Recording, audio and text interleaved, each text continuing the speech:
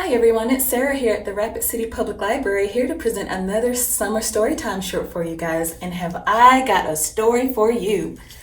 Legend has it there exists a book that eats people. This is that book.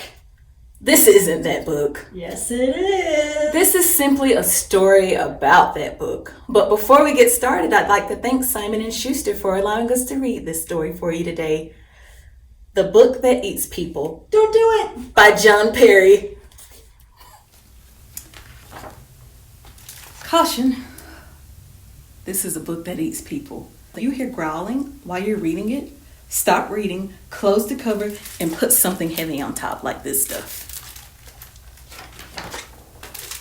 Do not let your little brother or sister read this book, especially when it's hungry.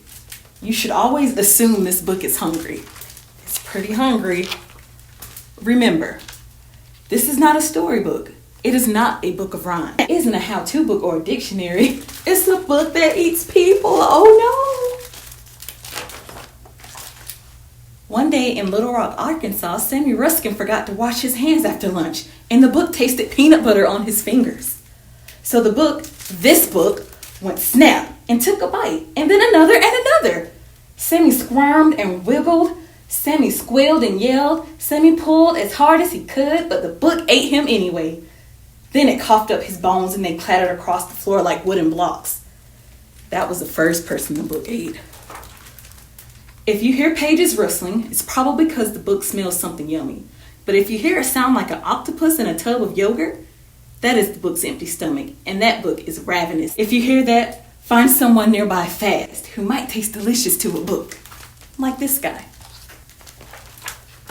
After this book ate Sammy Ruskin, his parents gave it to the library, where it sat trapped and mad, tightly shelved between the complete guide to the saints and the sandwiches through the ages.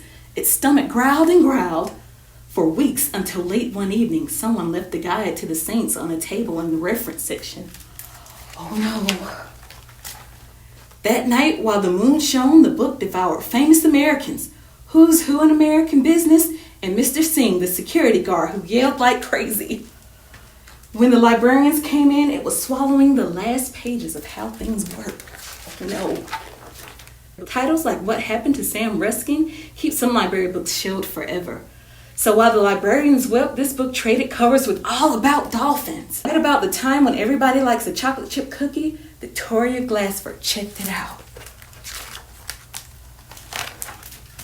She put the book on her nightstand, but before she could finish brushing her teeth, it jumped up, thumped her on the head, and gobbled her down, beginning with her polished pink toes.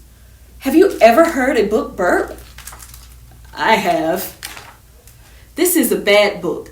A book with teeth and claws. It's a monster that eats people. You should throw it in the fireplace on the coldest February day. You should grind it up page by page.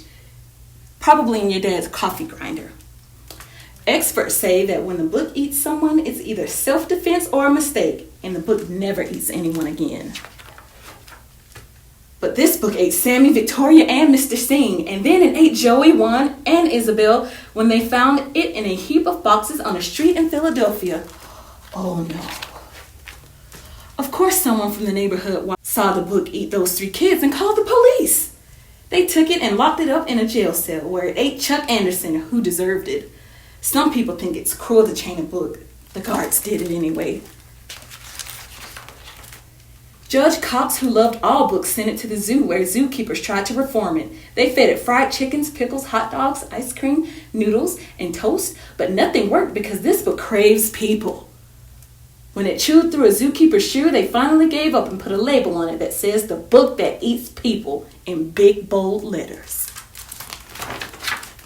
So now everyone knows what kind of book this is. Who knows where you found it, but be careful. Never read this book with syrupy fingers. Never read with cookies in your pocket. Never turn your back on it. Never, ever, ever read this book alone, because this book is always hungry.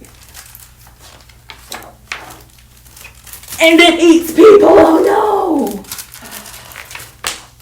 The end, and I better put something heavy on top. Oh my gosh. I'm surprised I didn't get eaten. Was that an exciting story? I think it was pretty exciting. Don't forget, you can add this book to your reading log. And be sure to subscribe to our YouTube channel. Thanks for listening.